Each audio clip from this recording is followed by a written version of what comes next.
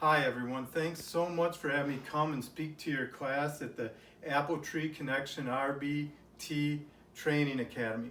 And today I'm going to be speaking on empowering children with autism and learning challenges to thrive. And my name is Ron Sanderson.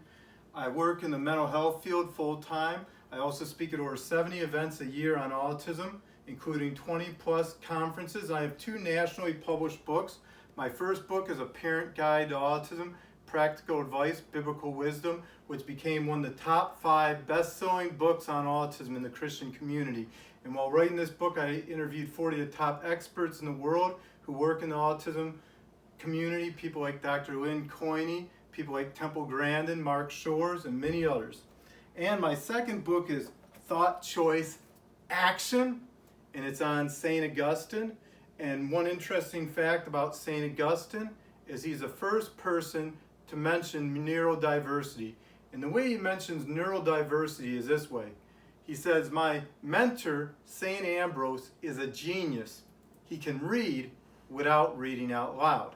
You see, in the first century, time that St. Augustine wrote in 400 AD, only 5% of the population could read.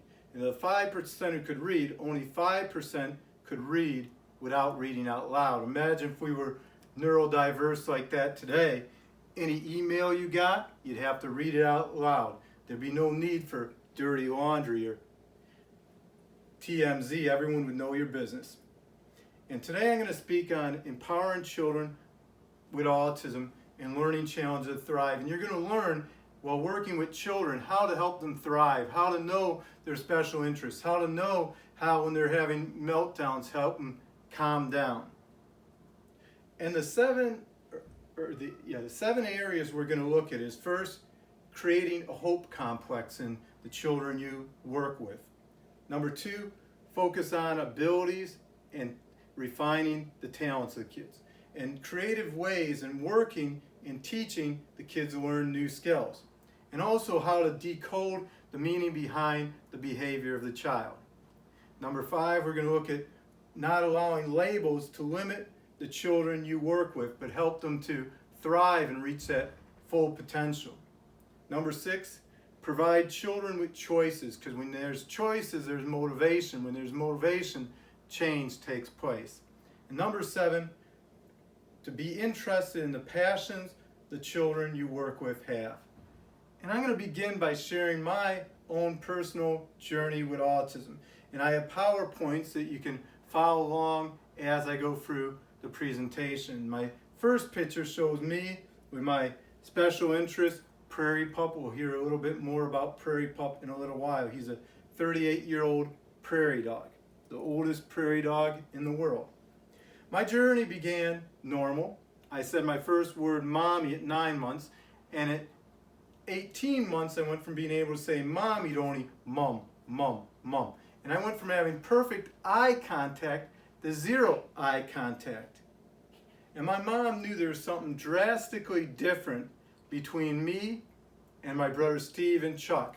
She immediately, at 18 months, took me to a pediatrician and told her that I lost my ability to say words I had previously learned. The pediatrician said, men are like fine wine, you got to give them time.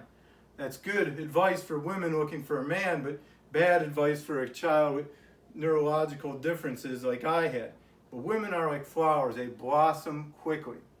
And my mom knew that time was the essence. She immediately got me in intense speech therapy. I was in intense speech therapy all the way from age 2 to age 16. My speech was so delayed that at age 7, my brother Chuck would introduce me to people saying, you need to meet my brother Ron. I think he's from Norway because he's speaking Norwegian. Of course, he'd have me talk. No one knew what I was saying. He became an expert on Norwegian languages. Also, when I was 7 years old, I entered kindergarten. My development was so delayed, my communication ability and ability to interact with other children, that the school specialist wanted to label me emotionally impaired. And my mom said it's not emotional, it's neurological. And if you can't tell me what's going on in my son's head, I'll come back to you in the fall and tell you exactly what it is. She took me to Henry Ford Hospital. They did intensive testing, me and a doctor. And the next day, the doctor came back to my mom and said, your son has autism. When she went to school experts and said, my son has autism, they said, if your son has autism, he'll never read beyond the 7th grade level, never be able to be great at sports, never have meaningful relationships. And my mom was determined to prove the experts wrong. She quit her job as a full-time art teacher and became a Ron teacher. And when I was diagnosed in 1982 with autism, only 1 in 10,000 children were diagnosed with autism. Now it's 1 in every 59 children is diagnosed with autism and 1 in every 37 males. And my mom was inspired by Proverbs 22:29. Do you see a man skilled in his labor? He was served before kings. He would not serve before obscure men. She knew she could refine my gifts, my talents, and help them become more powerful, the areas I'm strong in, that I'd be able to do great things in life. When she entered me in the special education program, they had the 2-teacher rule. You had 1 teacher at the front of the room, make sure you didn't go out the front door, and 1 at the back, make sure you didn't go out the back door. And she said to the special education department, you're not teaching my child, you're babysitting my child. The best he's going to be doing if he in this special education environment is bagging groceries or being a bellboy to hold open a door or washing dishes. Well, my son has great talents, great gifts, and I'm going to refine those great gifts and help him serve before kings and not obscure men. 90% of people with autism learn visually. I have a great visual ability. I can quote word perfect or 15,000 Bible verses or 5,000 quotes. And my mom, working with me, using art, using visual learning, helped me to overcome the challenges of autism and thrive in life. And I'm going to share that information with you today. I was able to graduate from Oral Roberts University with a Master of Divinity, a perfect 4.0 grade point average. I graduated undergraduate degrees in theology and psychology and a 3.9 grade point average. I also got full ride for track and cross country. We'll hear more about my track and cross country story in a little while for college. And on December 7th, for you history buffs, that's the anniversary of Pearl Harbor. 8 years ago, I got married, and having autism, I came in like a kamikaze, a whirlwind of fire. And then on March 20th, 2016, at 3:13 a.m., the area code of Detroit, my beautiful daughter, Mikhail Marie, was born. And none of this would have been possible without professionals like you working with me, a mom who believed in me, and patience and endurance on the parts of family members who constantly worked with me. And there's 2 main views of autism that, if you talk to the general public, stereotypes that people have. The first type is Forrest Gump. Life's like a box of chocolates. You never know what you're going to get. Well, when I had autism, no one knew what they were going to get. The second view is a classic autism, or Rain Man. You drop matches and instantly Rain Man's able to tell you there's 145 matches on the ground and there's still 5 in the boxes. And the Rain Man character, that box scene, is based on the 2 twin autistics from the 1960s, Charles and Greg. And Dr. Trefford was the one who did the background information for Rain Man, and he did the foreword for my 3rd book, which is coming out April 2021, Views from the Spectrum. He's the top expert in the world on autism. And many people picture Asperger's as a person who's out of sync and awkward, or they picture you, if you have autism, as classic autism. You hear a fire alarm, you're covering your ears, you're great at math. Well, my experience with autism wasn't at all like Forrest Gump. It wasn't at all like Rain Man. It was more like Sally the Seal. And here's the story of Sally the Seal. In 1989, March, a tanker with 50 million gallons of crude oil was going through Prince Sound, Alaska. The driver of the ship, or captain, had a few too many to drink and hit an iceberg. Instantly, 40 million gallons of crude oil covered everything in Prince Sound, William. They spent 6 months and over $2 billion cleaning up the shoreline, getting the oil out of the water.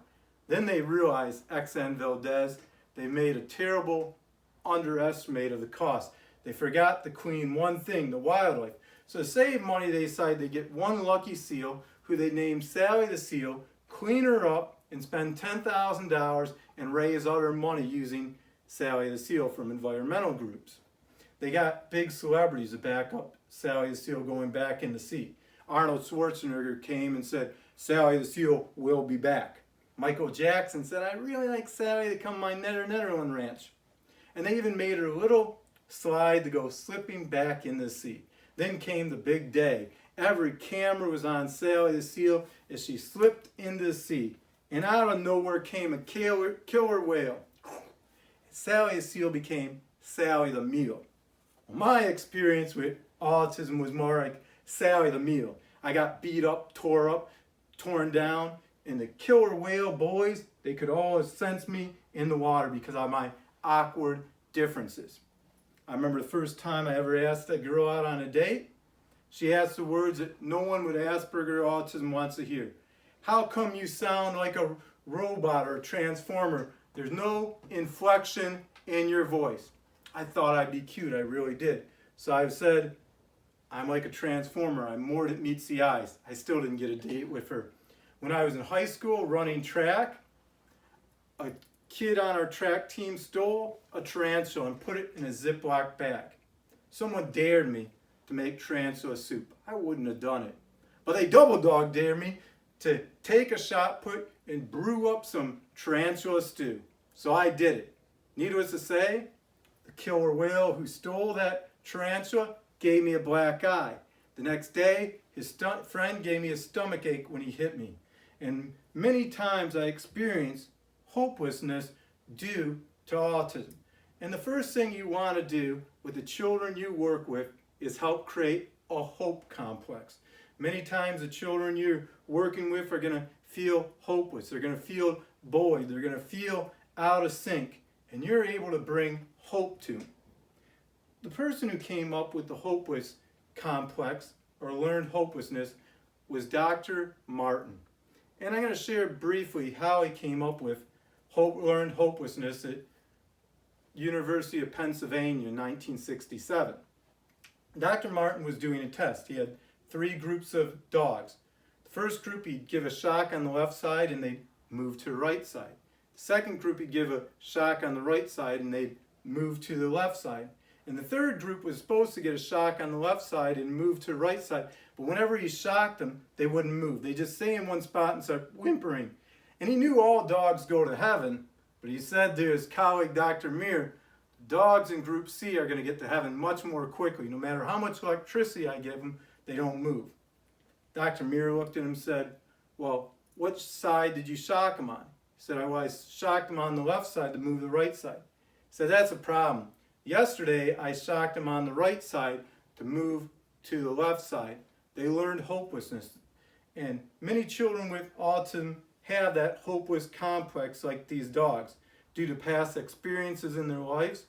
The hopeless complex is a belief or feeling that a difficult situation will never get better. And without having a hope complex, you're not going to be learning because you're not going to see a reason to learn. Learned hopelessness is a behavior that occurs when an individual endures repeated, painful, or otherwise aversive stimuli which he or she is unable to escape from or avoid.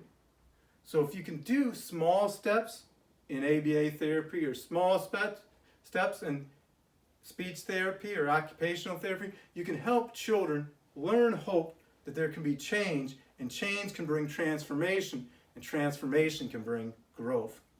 Many children with autism experience a lack of motivation due to this hopeless complex. Some of the causes for the hopeless complex image include bullying, difficulty with communication from speech deficits, that's one of the ones that I experienced, struggle in academics from learning disabilities, a distorted perspective of all or nothing thinking, we call this concrete thinking that people with autism have, sensory issues, failure in relationships, social interaction, in a fear of the future. And if we can create hope, we can change the fruit of the hopeless complex. And the fruit of the hopeless complex includes despair, lack of motivation, fear to try new things, depression, anxiety, and other mental health issues. And we know that with autism, that about 70% of people with autism will have major mental health issues. And in my own life, I had the hopeless complex for many years. Here's why. Every milestone and major event in my life took me longer than my peers and brothers. I graduated from high school at 20. People wanted me to wait one more year. They really did, so I could be the designated buyer, not driver at my high school. I was 35 years old before I had a long-term relationship. 36 when I moved out of my parents' home. 37 when I got married. 41 when I became a father. 42 when my first book was published. 43 for my second book. And I'll be 45 when my third book comes out, Views from the Spectrum. As you can see, these development delays can lead to hopelessness. Dylan Volk, and I got a picture of him in the PowerPoints, he's holding a black cat. He, in his book, Bad Choices Make Good Stories on Autism, describes the hopeless complex this way. My life is such a minefield of failures. No matter how hard I try, and I try really hard, I can't keep a job, I can't keep a girl, I can't even keep track of my belongings, for God's sake. Even with my perpetual optimism, everything in life tends to go wrong. More wrong than I ever thought it could. I feel like my optimistic nature is slowly being eroded painfully by my increasing soul-crushing life experiences. And that describes a hopeless complex. It's soul-crushing. Makes you feel like, why should I even try? But when you create hope, it creates so much more. Dr. Tony Attwood, the top expert in the world with Asperger's, and when you see the PowerPoints, there's a picture of me and Dr. Tony, said that 80% of people with autism suffer from depression and anxiety.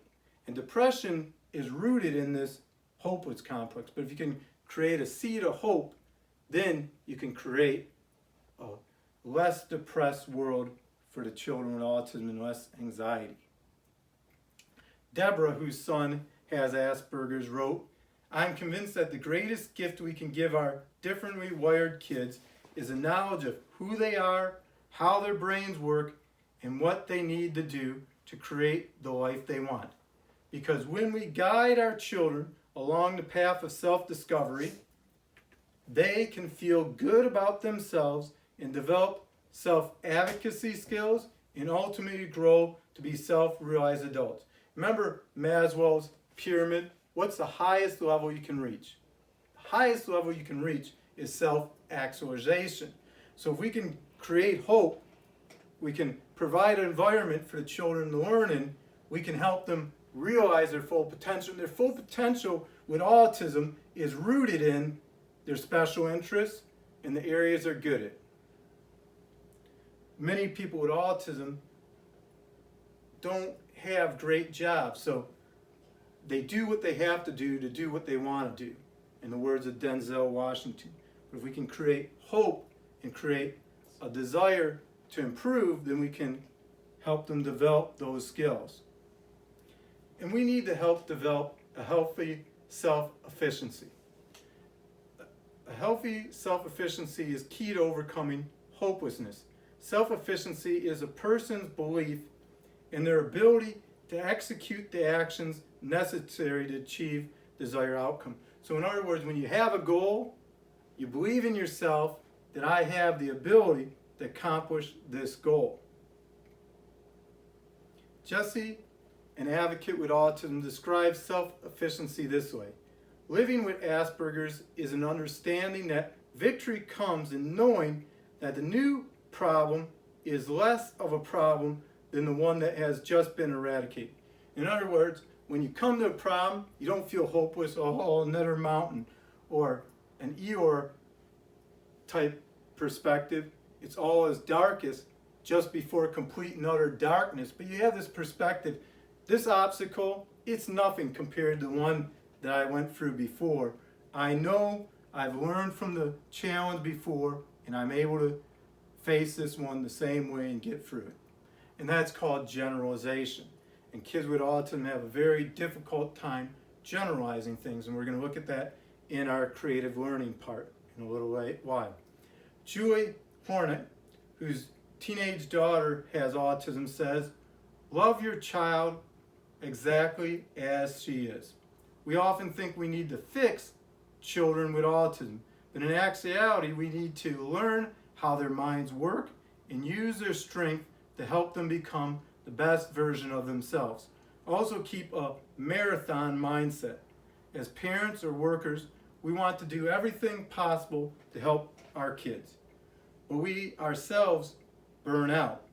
When we forget to take care of ourselves, our kids can feel our stress. Slow down and remember the little steps of progress will add up. So when you're working with kids, make sure you don't allow yourself to get overstressed. Make sure you take time out to take care of yourself. When I get home from working in a mental health hospital and I work with some of the most acute, aggressive people on the planet, I make sure I take my dog for a walk.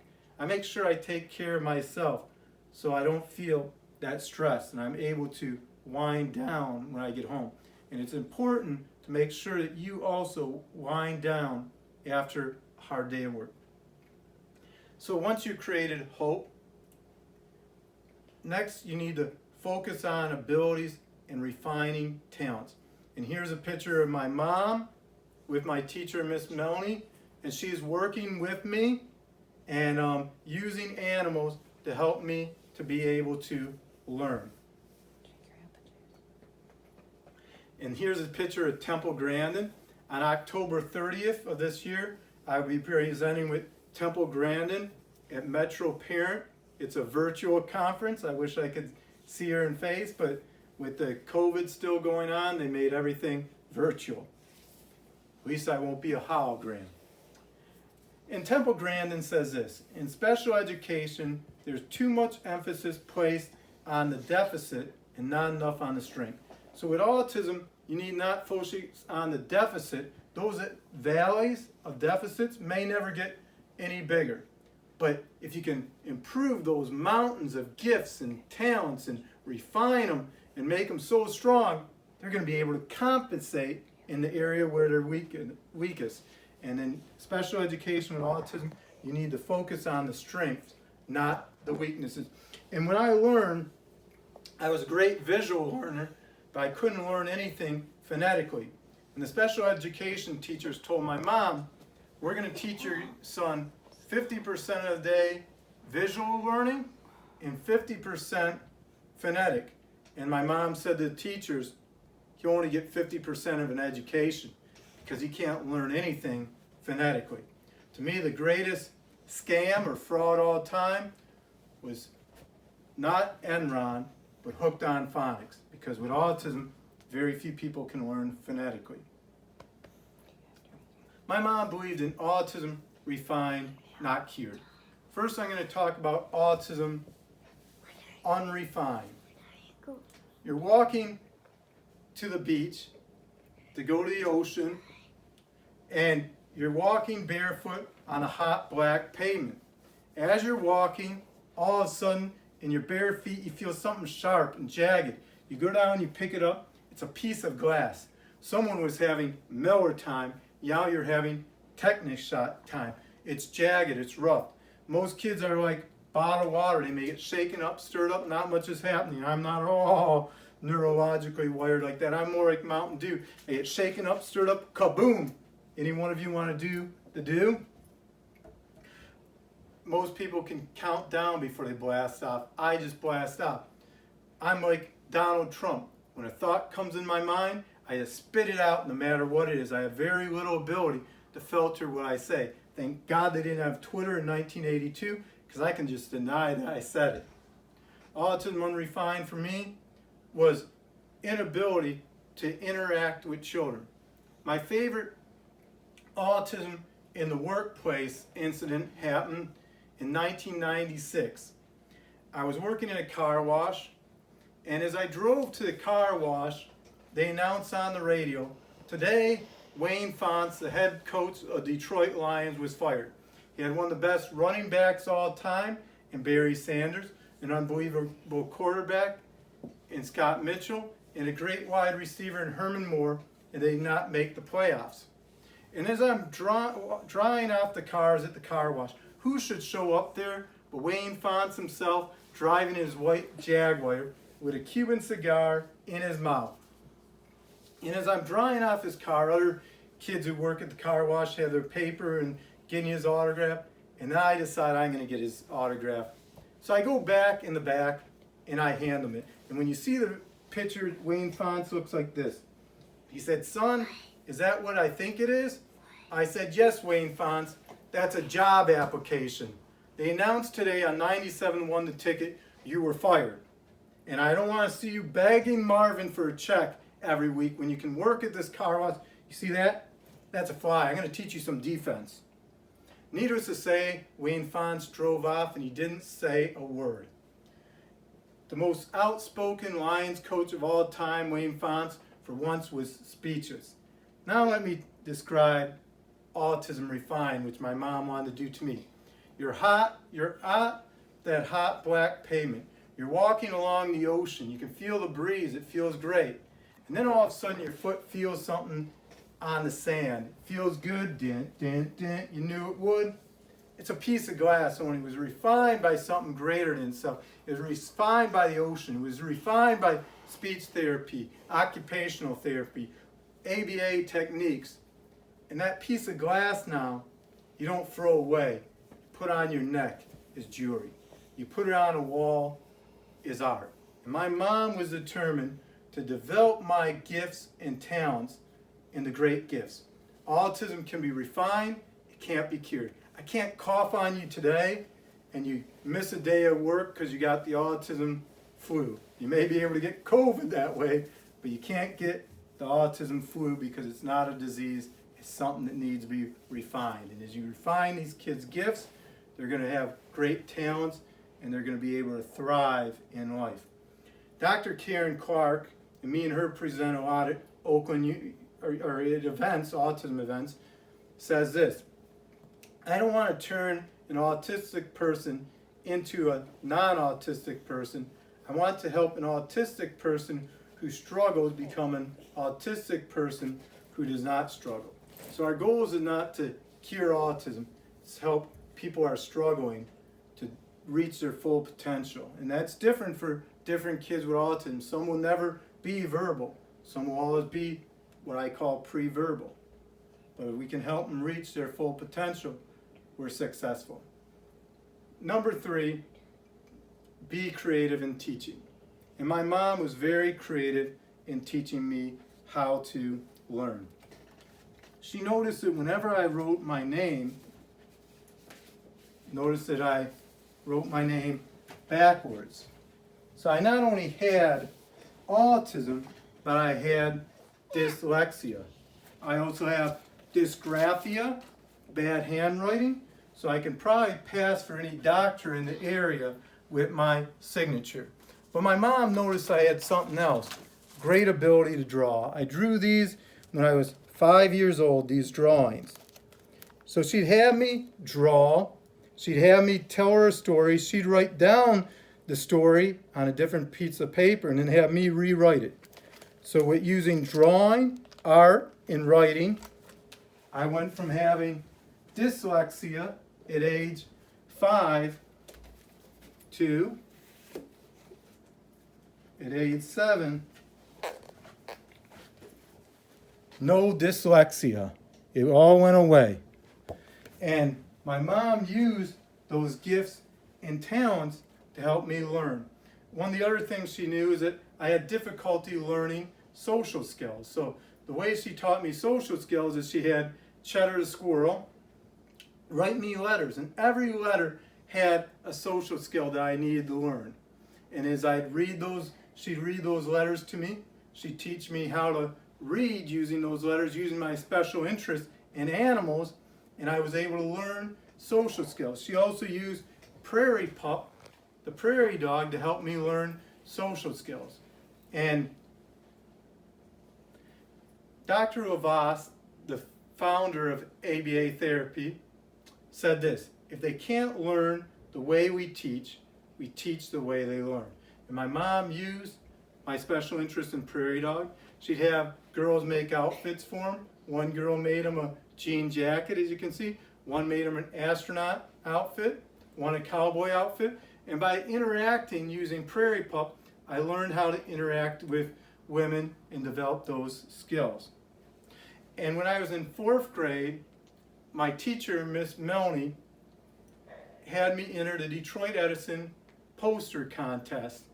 And in Detroit at that time, in Michigan, they had a commercial with Isaiah Thomas, who's now a Hall of Fame basketball player. He's the all-time leader in points for Detroit Pistons, all-time leader in assists, and won 2 championships. And in the commercial, he'd say, "Look up." And the kid would say, "But I don't see anything." And he'd say, "Good, there's no electrical wires." So for my poster, I had Prairie Pup working on building a fort near electrical wires, and it said, "Look up. You don't want to become a furry fried friend." And there's a squirrel with a hammer about to hit a transmitter. And my poster of Prairie Pup ended up winning first prize, and I got to meet Isaiah Thomas. And I won first prize for all of Oakland County. Horrible thing happened beginning in my freshman year of high school. Prairie Pup became the first prairie dog who was officially expelled from the Rochester public school system. Thank God my special interest wasn't a honey badger, because a honey badger, you wouldn't be able to expel this wild beast. And in fact, I call my meltdowns my honey badger experiences. I got my first honey badger on my honeymoon. We were going through Chicago in the Windy City, and in a storefront, there was a honey badger. I growled at him, he growled back. It was love at first sight. But the first honey badger I had, if you pressed the paw, every F-bomb in the book would come spewing out of his mouth in a wisp voice from the YouTube video, The Honey Badger. And you could Google that when I'm done. But I don't bring him when I speak because I don't want people to think I'm having a live demonstration of a meltdown. Sometimes the most brilliant and intelligent minds do not shine in standardized tests because they do not have standardized minds. One of the things that hinder most children with learning disabilities in education is general test or standardized test. And another word for standardized test is general test. And the reason we don't do good is we're not good at generalizing things. If I say which has the largest population, New York, Michigan, or New York, Detroit, or Los Angeles, most people would say New York. But then I ask you, what is the population of New York? And you say, well, I have no idea. The only reason you get it right is you have that ability to recognize New York. That ability, that software, we on the spectrum don't have. Now, if we knew New York had a population of 8 million, the city of New York, Los Angeles 4 million, Detroit 1 million, we'd get it. But we'd have to know more information because we're not able to generalize. And I was reminded of this a few years back when one of my friends, a guy named Brad Pitts, was applying for a PhD, or was applying for a professor job in history at Oakland University. And he came out for the job interview, and he had his PhD from Duke, and we and him did our Master of Divinity together. And we went out for a beer, and he said this comment to me, "Ron, you're way more smarter than me. You have nationally published books, you have articles out there, you speak in front of large crowds." He goes, "But I have a PhD and you don't, and there's only one reason. You, Ron, didn't even pass the MEP Generalized Standard Test to enter your master's program, but since you did undergrad there and you had a 3.9 grade point average, they let you do your master's degree at Oral Roberts where you did your undergrad and you were able to shine forth with a 4.0. But I, on the other hand, do great at standardized tests. I don't know the answer to the test, I just recognize that this is one that makes the most sense." And he hit it right on the bombshell. Many people with autism don't get the same opportunities as everyone else because of things like generalized tests, where you think about it now, a professor is someone who knows more and more about less and less. We need to focus in on specialization. In specialization, the standardized tests don't answer. And when teaching children and helping them learn new skills, always look to the child to set the pace for learning. Look for signs of frustration, fatigue, and being overwhelmed. If you keep at their speed, they will be more receptive to you, and you will help them enjoy learning with you. And learning should always be not just you teaching, but the children teaching you. Kids with autism will teach you a lot of stuff that you never knew. And 6 ways to encourage students with autism and children you're working with to participate in learning. Number 1, prefacing skills lessons with compliments to boost self-esteem. As we mentioned earlier, you got to create hope. Hope is created by developing that self-esteem. Number 2, linking skills to real-life goals. Kids with autism, especially Asperger's, they're going to say, how am I going to need this? If I'm not going to need it, I'm not going to learn it. Number 3, using entertaining role play. Kids with autism are great imitators. That's how they learn best social skills. So if you can get them interacting, role playing, different skills you're teaching, you'll be ahead of the game.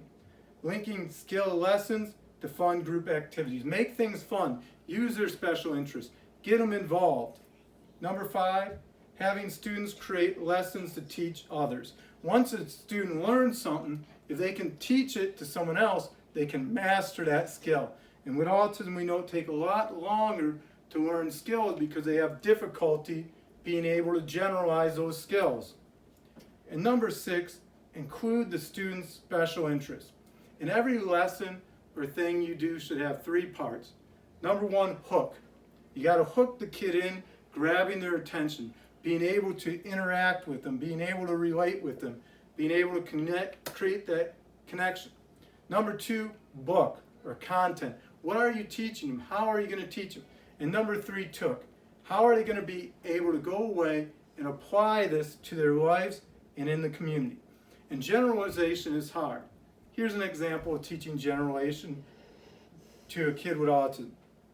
You're learning about cats. In the ABA Center, they show them a picture of a cat and say, this is a cat. The mom takes the child to the zoo and says, see the lion? That's a cat. The tiger? That's a cat. That night, the dad takes the son out for a walk and sees an older woman hitting on a young man and says, that's a cougar, son. And then points to a black cat and says, there's a cat. In other words, it's learning a skill, not only in the classroom or the ABA Center, but learning in life. And that's key for generalization to take place. Number 4, decode meaning behind the behavior. Every behavior has meaning. For kids acting out, it's a form of communication. It's communicating they don't want to be there. They don't want to be doing that activity. And being able to decipher what those behaviors mean makes all the difference in the world. And for number 4, I have a picture of a Tasmanian devil. You don't want a kid to have a meltdown or become a Tasmanian devil or a honey badger. And then I have a picture of grandma's mascara, and it's a picture of Mikhail with mascara all over. And even typical kids get into trouble. They find makeup when they're 4 years old. They put it on and want to look good. And sometimes black mascara makes a mess. Behavior is affected by motivation. That's why it's important to create that hope complex, attitude, and self-image. Motivation thrives where there's love and acceptance. And the most important quality of anyone working with someone with autism, or a disability for that matter, is love and acceptance.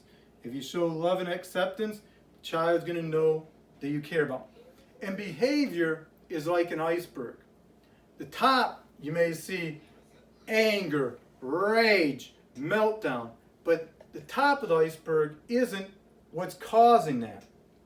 It's caused because feelings of love, feeling of satisfaction, feelings of sensory issues. So if you only look at the behavior and don't look at what's causing the behavior, you're going to miss out on the true behavior. And there's a slide in my PowerPoint, child behavior is an iceberg. So look at not only the top, but what's going on underneath in the child's life and what's causing those reactions.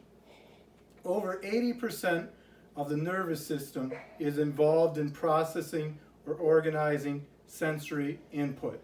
And thus the brain is primarily a sensory processing machine. When our brain efficiently processes sensations, we respond automatically with adaptive responses that help us master our environment. Adaptive responses are actions or thoughts that help us meet new challenges and learn new lessons. So realizing that sensory issues is going to affect your ability to teach new skills, as we saw with that quote, will help out. The majority of you probably pay little attention to your senses. When you feel cold, what do? You put on a sweater. You guys are lucky you live in Florida, not Michigan. So this time of year, you're probably not wearing a hoodie yet. When music is too loud, you just turn down the volume. For the children you work with, senses provide unreliable information, causing great discomfort and anxiety. They may experience sensory issues with touch, sound, taste, smell.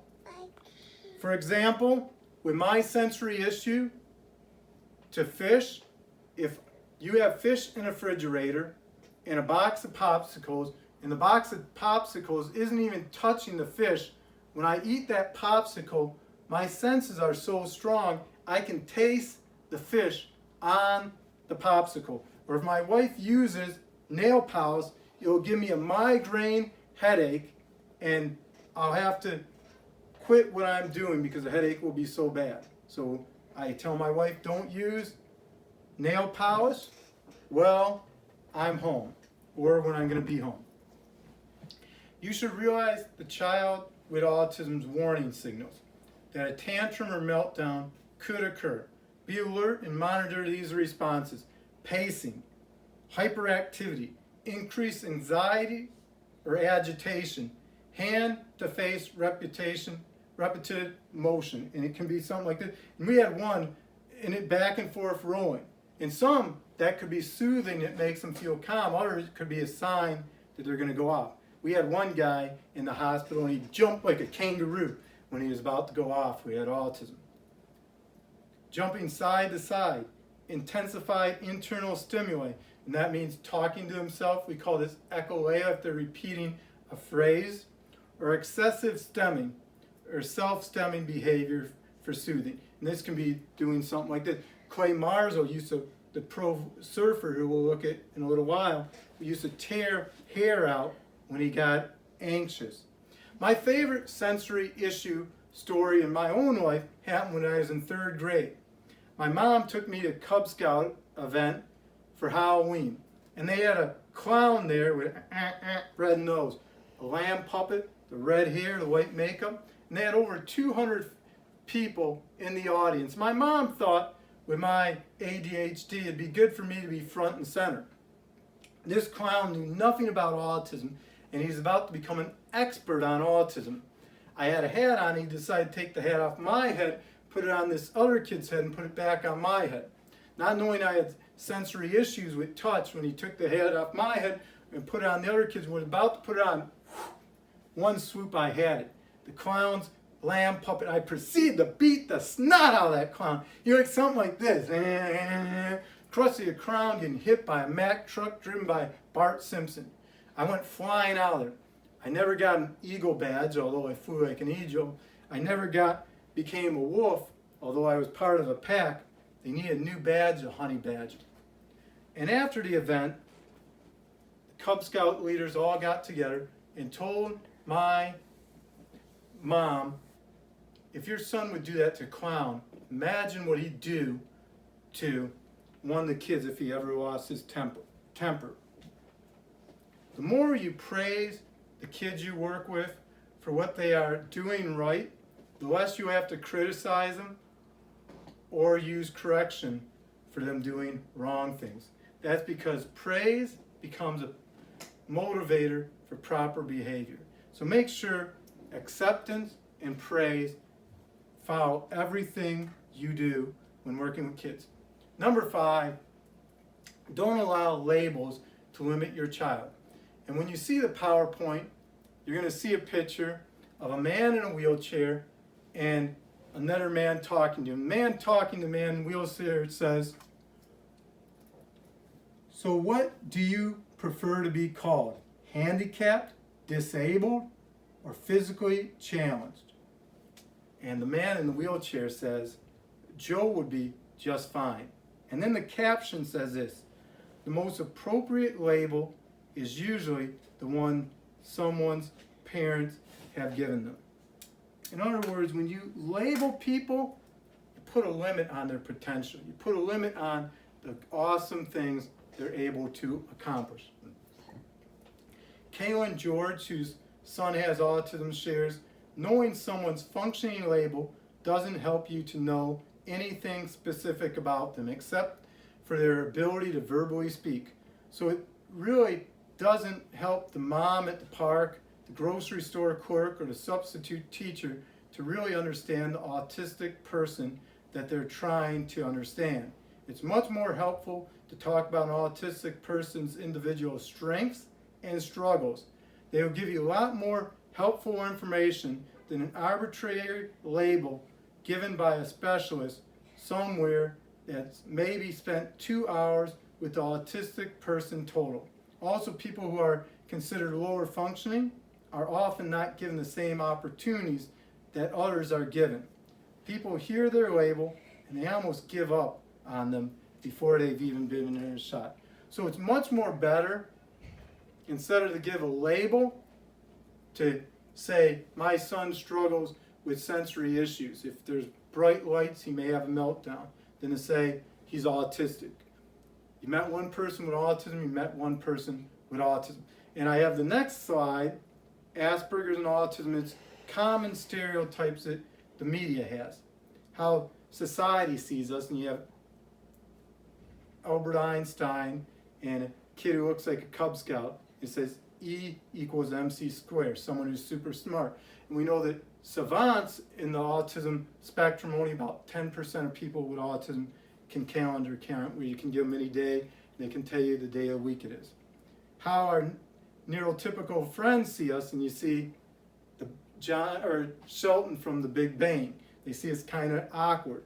How our parents see us, and all the kids are having fun, they're jump roping, they're playing ball, and there's the autistic kid just reading. So a lot of times kids with autism are isolated. How the media sees us, and there's Spock, and he has a caption, social interaction, not that fascinating. But then how we see ourselves, I miss my planet. And you notice when I showed you my favorite book growing up, it was called Welcome to No Man's Valley. And it was about endangered species. Being only one of 10,000 people with autism, I felt like an endangered species. I felt like I was from a different planet. And then how we really are. There's a picture of a doctor, the good doctor, a mom, professionals. So we on the spectrum have great gifts, but will they be developed? Dana Bowman, who's an anime professional with autism, says, English is my second language, autism is my first. And what she means by this is that autism affects every area of her life, her social action, her ability to process sensory issues, so it makes her feel different at times. Coach Michael Bray, who's a coach at Notre Dame, said this: be a confidence builder. Encourage children to smile and enjoy themselves on the journey. When you're working with children, make sure that they're enjoying themselves. Make sure that they're having fun. And there's a picture of me with Michael Bray we presented together when I presented at the University of Notre Dame. Number 6, provide children with choices. And what choices do is when you offer choices, it creates motivation that things can be different. An ABA therapist who was also a social worker got a call from a group home. There's a man named Johnny who's 40 plus years old, and he wouldn't get out of bed to come to the dinner table and eat with everyone in the group home. She said, let me come out there and I'll see if I can get Johnny, who has autism, to get out of bed. So she did something very simple. She took 2 chairs, one a comfortable rolling chair, another a plastic chair, and set them before Johnny's room and said, Johnny, which chair would you like to sit in? This nice comfortable rolling chair or this plastic chair to have dinner? Johnny slowly got up like a bear out of hibernation, sat down in the comfortable chair, they rolled him over and he began to eat. And after that he began getting up. You see, for years, Johnny was told, this is the time we eat dinner at the group home. This is the time we have breakfast. You got to follow these rules. He was never given choices. But the minute choice was given, there was motivation for him to get out of bed and wake up to a new day. Austin John Jones, an artist, says this, I know that the choices I make shape my life. Sometimes I choose to play video games on my phone when I'm with a group of people because it's easier than trying to talk or listen when a bunch of people are talking. What he's referring to this is most people have this innate ability when there's a bunch of people talking, shoom, block out there, shoom, block out there. I'm talking to this person, shoom.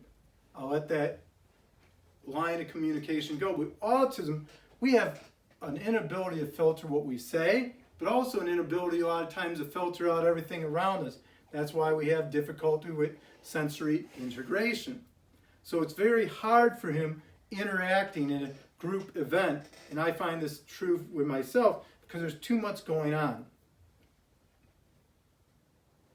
Sometimes I go into my room when my parents have people over because it's better for me to play a video game or talk to just one person online.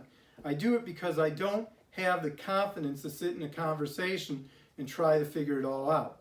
It's easier to not have to worry about it. I know there are consequences when I make a choice like this. At least I'm learning that with my parents' help. People might think I'm rude or not interested in them or that I don't love or care about them, but I do. In other words, he's being drained. And people with autism, with their sensory integration, get drained very easily. Making choices can be really scary, and it can leave me feeling unsteady and insecure. I want to live life to the fullest. What's that? Thriving. And how can I do that? I have to have confidence in every aspect of my life, but that is not easy when you're on the spectrum. I often do things differently than the people around me, and they need to understand that that's just who I am. Even though I'm not always good at it, I think it's important to believe in yourself. What's that? The hope complex, self-efficiency. And I am trying all the time to do that. Choices create motivation. There's a story of the 2 Toms.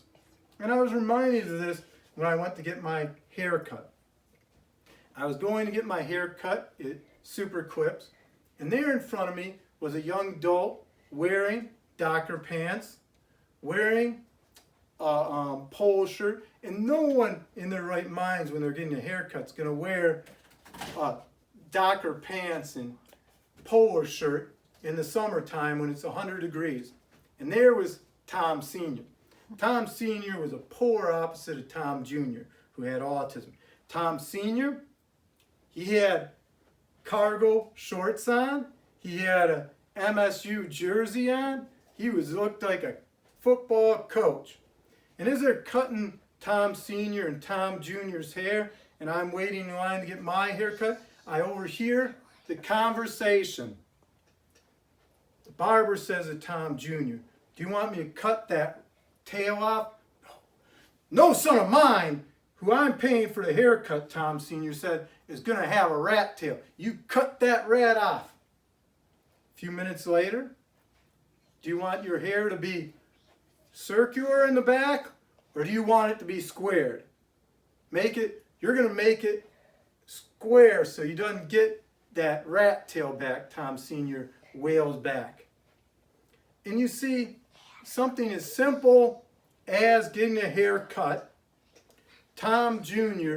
is not able to do because of his autism. And a lot of times, without choices comes hopelessness. Without choices comes lack of motivation. If we can create choices and create the children to be able to do fun things, and we put assignments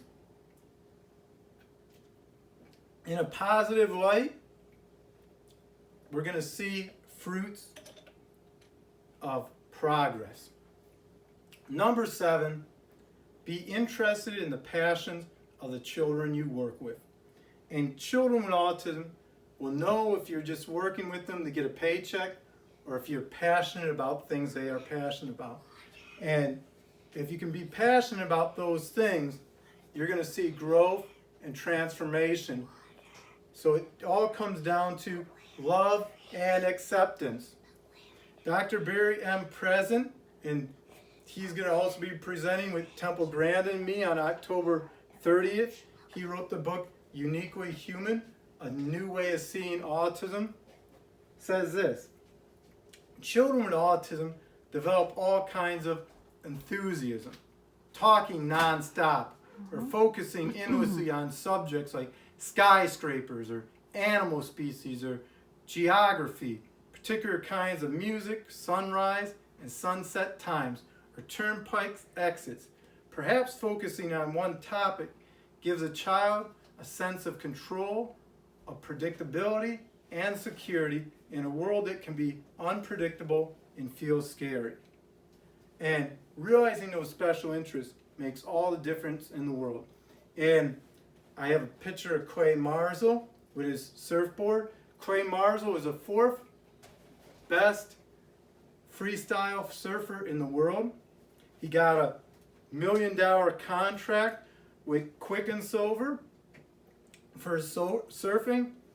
And his mom said to Clay, you need to develop some more social skills so you get along better with fans and build a bigger fan base. So I want you to go visit Surfer Bill. He's a great surfer, and I'm sure he'll be a great friend. Next day, Clay comes back and says, man, Bill has all kinds of great new surfboards from his sponsors. He has Subway sponsoring him. He has Rockstar sponsoring him. But then his mom said, but how is Bill doing? Clay says, well, I have no idea. I knocked 3 times on the door. He did not answer. So I went in, got some Subway, checked out the surfboards, drank a Rockstar, and left. In other words, he lacked social skills. But his mom started developing those social skills in Clay, using water. She describes Clay this way: out of water, Clay is like a fish out of water. But when he's in the water, he's able to develop those talents and gifts. And she used surfing to develop those passions. And now he's the 4th best surfer in the world. Carl from Iceland family used Legos to help him develop his skills. And he built the largest Lego Titanic in the world. And here's him sharing on his Lego Titanic. Carl shares, I was unable to communicate before I began work on the Lego Titanic model. My grandfather is an engineer, so he helped me a lot in the building. He taught me how long it would have to be, and he estimated the amounts of bricks needed, which was 65,000 Lego bricks. Autism was just like a maze. You don't know the right way to behave with other people. That makes playing in a group pretty tricky. The fog was always controlling me. But when you talk more and more, to people, you'll get over the fog and you become a better citizen. So in other words, you have Carl building this huge Lego Titanic, and in the PowerPoints there's a picture of Carl with his Lego Titanic. And people see him building this. Of course, when you see someone building a big Titanic, you're going to ask questions. Well, how many Legos are there? Why are you building this? What do you know about the Titanic? He's an expert on Titanic. And all of a sudden, that fog of communication, it's lifted. And now he has a common ground, the Titanic, and is able to share it with people. Walker Arna, who's the first Division I hockey player, I interview him and his stories in my third book, Views from the Spectrum. His mom taught him this way. He loved hockey. His dad was a hockey coach of goalies. So she'd have her husband put on the goalie outfit. She'd make signs with letters. She'd have her husband hold the signs, and Walker would hit the puck at the sign. So boom, he hits the one, it's C. Boom, he hits the next one, A. Boom, he hits the next one, C. Cat. So he learned how to spell using hockey. And this shows you that creativity can develop great gifts. Armani Williams, who's the first NASCAR driver on the autism spectrum, and his story is also in Views in the Spectrum. I interviewed him and his family. Says this: tell me I can't so I can show you I can. And if you get in line with their passions, you're going to be able to help them develop those skills. And his dad saw that Armani loved golf carts, and he took him to a golf cart place, and as he's racing, beating all the other kids, he looked over at his dad and says, I understand. You see, learning and understanding comes with passion with kids on the autism spectrum. And now he has an actual NASCAR that's sponsored by Centuria, the largest autism provider in Michigan. And he's very successful. He's a sophomore in college and doing great things. And then finally, number 8, never give up, but keep faith. And I love this quote by Charles Spurgeon. By perseverance, the snail made it on the ark. So think about it this way. No matter how slow the kid is, he can be slow as a snail, he's going in the right direction, he's going to get on the ark. But it still takes hard work. A farmer's on vacation in Alabama, and as he's driving, he sees a worn down barn. Paint's gone, thorns and thistles everywhere, weeds. Drives a mile up the road, and there it is, a beautiful red barn with roses and healthy cows, and he sees a farmer out there working. And the pastor goes up to the farmer as he's taking a picture of the barn and puts his hand on the farmer's shoulder and said, man, God has really blessed you with this beautiful red barn. The farmer looks at the pastor and said, you should have seen it when it was only God here. In other words, that beautiful red barn took a lot of hard work for the farmer. And the gifts and talents in your children you work with, it's going to take a lot of hard work and a lot of dedication. And I'm going to end by sharing the final part of my story. My life was on the right track beginning my junior year of high school. I'd given up hanging around with the wrong crowd, gave up drinking, smoking, doing things I shouldn't be doing. And again, I had hopelessness before, and now I had hope. And my relay team finished 12th in the state of Michigan for the 3200 relay. And on the way back from finishing 12th in the state of Michigan, Nate Clay, who is our anchor on our relay and would break a 4-minute mile and win the Big Ten for University of Minnesota, said this: next year we'll be the fastest relay team in the state of Michigan, but we won't have Ron on the relay team because you'll be past the age limit. You see, I was held back in kindergarten. And right then I heard God speak to my heart and say, I will provide a way for you to run on the track team. And I said, I'm going to run on the track team. God's going to provide a way. Things looked hopeless. My mom started calling.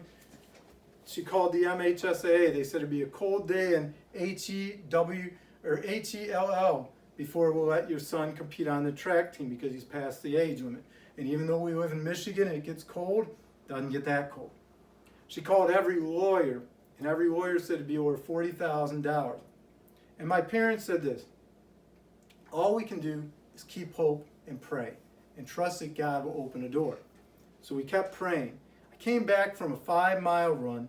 That summer I'd run 500 miles to prepare for the track season.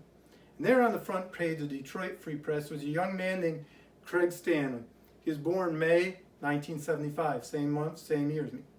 He was a track and cross country runner just as I was, and the MHSA, and he had a learning disability, but not autism. The MHSA told him he wouldn't be able to compete on the track team. So my mom called his parents, and the first words out of his parents' mouth were sort of $40,000 for us to take on the MSHA, which we couldn't afford. And right then I said, God will provide a way. That Sunday, I was getting water baptized to show my commitment to following Christ. And the Wednesday before, my mom said, let's have a second article in the Detroit Free Press saying now there's 2 young men whose civil rights are being violated under Americans with Disabilities Act. So there on the front page of the Detroit News was Craig Stanley and me. I went and got water baptized that Sunday, and as I came out of the water, the pastor looked at me and said, I saw a Bible verse when you came out of that water. Joel 2:25, I repay the years of the locust eaten, the great locust, the young locust, the other locust, sworn, my great army son among you. So there was something in your life that ate away like locusts, and God's going to repay it, and it's beginning now. And it was 9 a.m. when I got water baptized. When I get home, there's the answering machine, and it's blinking red. So I go up and press the button, and this message comes. Hi, my name's Rick Landel. I'm a young lawyer. I just got my PhD from Boston College. I have my law degree from the University of Michigan, and I want to take your case pro bono. All I need is your signature. Rick Landel took my case. I won. I got to compete on the track team, and we ran the second fastest time in the state of Michigan and got full ride for track and cross country. But the story doesn't end there. Remember how I began my presentation saying that when I wrote A Parent's Guide to Autism, I interviewed 40 of the top experts in the world in the autism field? One of the people I interviewed was Gary Marison. He's a board member of Autism Speaks. He's the best known ADA, Americans with Disabilities, lawyer in the world, and he's the best known autism lawyer. In fact, you wouldn't have ABA today. If you're going to work in an ABA center, you wouldn't have a job today if it wasn't for Gary Marison. See, in 1996, his insurance company said, Gary, we won't pay for your kids to have ABA therapy. Gary, being a great lawyer and a well-known lawyer in New York, said, you don't have to pay for my kid. You're going to have to pay for every kid. So he took them on, the insurance company. Took one case, took it to Supreme Court. Took 2 cases. Took every major case to Supreme Court and made the Supreme Court decide that ABA is the most effective therapy for autism and made all major insurance cover it. And when I interviewed him, he said, Ron, I'm going to tell you the ending of your book and the ending of your presentations. You're going to share a story of Anthony Stargo. And he said, this is why I'm letting you interview me, because I know you and I know your case. Here's the story of Anthony. Anthony's parents were unable to have kids. Ray, his dad, and Ray Lynn, it's kind of like Raggy and Annie, decided that they were going to adopt a special needs kid to show with love and acceptance and faith anything is possible. So they went to a foster home, and there was little Anthony going like this. They knew nothing about autism. They didn't know he was stemming on the couch and thought that it meant that he wanted him to sit by him. So he sits by him, and instantly Ray and Rayanne fall in love with Anthony Stargo. Anthony. And they say, we want to adopt Anthony. They said, we didn't think anyone would take him. He's already been 5 homes. He has sensory issues. His IQ is only 70. The average IQ is 100. And they said, we know God's called us to take him. So they adopt him. And Anthony's dad is a huge Rutgers football fan. And he tries all kinds of different things to get Anthony involved in sports. He tries baseball. Boom. Anthony's out there, doesn't pay any attention, gets hit by a ball, walks like an Egyptian. Dun, dun, dun, dun. He tries soccer. All the other kids are playing. Anthony's doing nothing. But when Anthony is 13 years old, he takes him to a Rutgers football game, and they're playing LSU. And it's a tied game, and Jeremy Lin finds himself doing a repetitive behavior. He lifts his finger up, looks straight ahead, does 3 steps forward, 1 back, kicks. Kicks the game-winning field goal. LSU can't win a national championship. All the way home, all Anthony can say is, I want to be a football player. I want to be a football player. Ray says to Anthony, you hate physical contact. In football, someone could touch you and you could have a meltdown, but he's undeterred. So he works with Anthony. Anthony's junior year of high school, he makes the football team. They have a losing record. Anthony's senior year, makes the football team again after 8 games, plays the final 8. They have a losing record. Now, Anthony is entering his 2nd senior year because he has autism. He gets 1 more year eligibility. And he uses his favorite line, I want to be a football player. I want to play football. And only the New Jersey High School Athletic Association tells Anthony's dad, we won't let him compete on the football team. He's past the age limit and had already a year of eligibility his senior year. So he gives Gary Marison a call. Gary Marison says, let me go on the record books and see if I can help Anthony out. He goes on. What does he find? Sanderson versus the MHSAA. My case. He said, I'll take it. We're going to win. And he goes in there, wins the case. Something's going on in the background. God brings a great running back. God brings a great quarterback. Thank God God didn't bring Wayne Fonts, the coach, from the Lions, or this wouldn't be a good ending. Anthony finds himself in a state final doing his repetitive behavior. 1 finger up, 3 steps back, 1 step forward, boom, kicks. Kicks 2 field goals, they win a state championship. And Haley Moss, who I presented with at Cleveland Autism Milestone Conference, says it best. I'm a work in progress. I'm getting to my goals a little at a time, not all at once. And the kids you're working with are a work in progress. But if you can develop those gifts, develop those skills, and help them, they're going to do great things. And the problem with autism is a lot of times we're not given those opportunities. Many people with autism hate their jobs. Only 3% of people with autism are gainfully employed as I am. I have a shirt and the PowerPoint of it. It's a toilet paper speaking to a toothbrush. And the toothbrush says, I hate my job. And the toilet paper says, oh, please. Dylan Vaughn, who I mentioned earlier, describes the autism employment cycle this way. 4 weeks seems to be the most common length of time before the axe falls. It would and still does usually go like this. During the first week, they couldn't fire me because they had just hired me. They think I'll be fine once I'm trained. The second week, I'm still pretty new to the job, so they want it to work. The third week, they're starting to think, oh, he may not get this. He's probably not going to work here long. It's also at about third week that they forget about my disability and start going by what they feel. And what they feel is that things aren't working good for me. By the fourth week, they had it up to here with me, and they're done. And if we can develop those gifts, we can develop those talents, people will create great things on the autism spectrum. And then that cycle of hopelessness can be replaced with hope. So realize those talents, those gifts you're developing are going to help them thrive in life. Peter Lentz is a computer game designer, and he states that with autism, what he becomes focused on, he becomes an expert on, but other things fall by the wayside, like doing his laundry or eating at the right time or miscellaneous tasks. And then the final picture, living the dream. And as living the dream means that you're thriving, that you're accomplishing great things.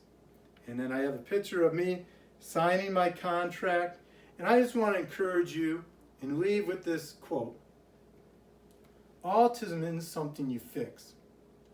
It's something you deal with. And what I mean by that is you're not going to fix these kids with autism. And when they're dealing with stuff, help them out. Build up their self-esteem. Show love and acceptance, and you'll see great fruits.